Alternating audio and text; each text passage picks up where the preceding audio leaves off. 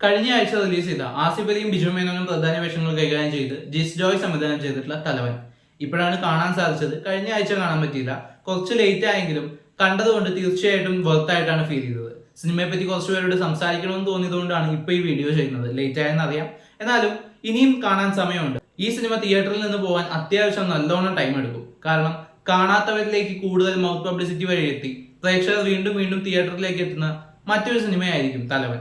അത് തന്നെയാണ് നമ്മളിപ്പോൾ കണ്ടുകൊണ്ടിരിക്കുന്നത്. ആദ്യ വാരത്തേക്കാൾ രണ്ടാം വാരത്തിൽ ബുക്കിങ്ങും കളക്ഷനും വളരെയധികം കൂടുന്നു എന്നുള്ളത് വലിയൊരു നല്ല സിഗ്നലാണ്. സിനിമയിലേക്ക് വരികയാണെങ്കിൽ കഥാപരമായിട്ട് ഒരു സ്റ്റാർട്ടിംഗിൽ ഒരു ഈഗോ ക്ലാഷ് പറഞ്ഞു പോയി, പിന്നീട് ഒരു ക്രൈം കടന്നു വന്ന് ആ ക്രൈമിന്റെ ഇൻവെസ്റ്റിഗേഷൻ ഏകദേശം പൂർണ്ണമായി സംസാരിച്ചു പോകുന്ന സിനിമയാണ് തലവൻ.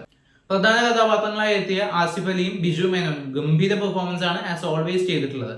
മറ്റു പ്രധാന കഥാപാത്രങ്ങളിൽ മിയ, അനുശ്രീ, ജാഫർ ഇടുക്കി അങ്ങനെ കുറച്ച് ആക്ടേഴ്സ് ഒക്കെ വന്നു പോകുന്നുണ്ട്. ദിലീഷ് പോത്തൻ അങ്ങനെ കുറേ പേരുണ്ട്. പിന്നെ ജാഫർ ഇടുക്കിയുടെ റോള് ഒരു 2 സീക്വൻസുകളിൽ മാത്രം വന്നു പോകുന്ന ഒരു ഹ്യൂമർ ക്യാരക്ടർ ആയിട്ടാണ് വരുന്നത്. ബാക്കി നിങ്ങൾ സിനിമ കണ്ട് തന്നെ മനസ്സിലാക്കിക്കൊള്ളുക. പുള്ളിയുടെ കഥാപാത്രത്തിലേക്കുള്ള പുള്ളിയുടെ പെർഫോമൻസിൽ ആ ഒരു മിസ്റ്ററി എലമെന്റ് ഉണ്ട്. അത് പുള്ളിയുടെ ഹ്യൂമറിൽ പോലും പലയിടത്തും ആളുടെ ആ ഒരു സംസാരത്തിലൊക്കെ ഫീൽ ചെയ്തിട്ടുണ്ടായിരുന്നു. അത് സിനിമയിൽ വർക്ക് ആയ പോലെയാണ് ഫീൽ ചെയ്തത്. കഥയിൽ ത്രില്ലർ സിനിമകൾ ഇഷ്ടപ്പെടുന്നവർക്ക് തീർച്ചയായിട്ടും അട്രാക്റ്റീവ് ആയിട്ടുള്ള കുറേ കാര്യങ്ങളുണ്ട്.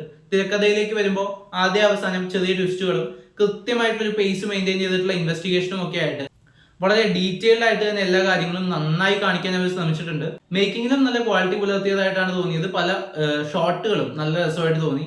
പിന്നെ സിനിമയുടെ കളർ ഗ്രേഡിങ്ങും എഡിറ്റിങ്ങും ഒക്കെ പെർഫെക്റ്റ് ആയിരുന്നു. മ്യൂസിക്കിലേക്ക് വരുമ്പോഴും ഒരു ഗംഭീര വശമായിട്ടാണ് തോന്നിയത്. മ്യൂസിക് പല സിറ്റുവേഷൻസിനെയും എൻഹാൻസ് ചെയ്യുന്നതിൽ വളരെ ഗംഭീര പങ്ക് വഹിച്ചിട്ടുണ്ട്. ഏറ്റവും അവസാനം കാണിച്ചിട്ടുള്ള ഒരു തീം സോങ് ഉണ്ട്, അതും അടിപൊളിയായിരുന്നു. ഈ സിനിമയിൽ നെഗറ്റീവായിട്ട് എനിക്കൊന്നും പേഴ്സണലി വലുതായിട്ട് ഫീൽ ചെയ്തില്ല. ചില ഇടങ്ങളിൽ ചില ലൂപ്പ് ഹോൾസ് ഫീൽ ചെയ്തു, അല്ലെങ്കിൽ പല കാര്യങ്ങളും നായകന്മാരുടെ കയ്യിലേക്ക് അല്ലെങ്കിൽ ഇൻവെസ്റ്റിഗേറ്റേഴ്സിന്റെ കയ്യിലേക്ക് വന്നു പെടുന്ന പോലെയുള്ള തെളിവുകളും കാര്യങ്ങളും ഒക്കെ സംഭവിക്കുന്നതും, പിന്നെ അത് ഈ നായകന്മാരിലേക്ക് കംപ്ലീറ്റ്ലി ഫോക്കസ് ചെയ്യാത്തതിന്റെ ഒരു ഗുണം കൂടിയുണ്ട്. കാരണം മെയിൻ കഥാപാത്രങ്ങളാണ് എല്ലാം കണ്ടുപിടിക്കുന്നത് എന്നുള്ള നിലയിൽ നിന്ന് വിട്ട് പല വൈറ്റൽ എവിഡൻസസും മറ്റു കഥാപാത്രങ്ങൾ കണ്ടുപിടിച്ചു കൊണ്ടുവരുന്നതും അതിലേക്ക് ലീഡ് ചെയ്ത് ഇവരുടെ ഒരു കമ്പൈൻഡ് യാത്രയാണ്. ആ ഒരു ട്രാവലിൽ അവർ നന്നായിട്ട് എഴുതി വെച്ചിട്ടുണ്ട്.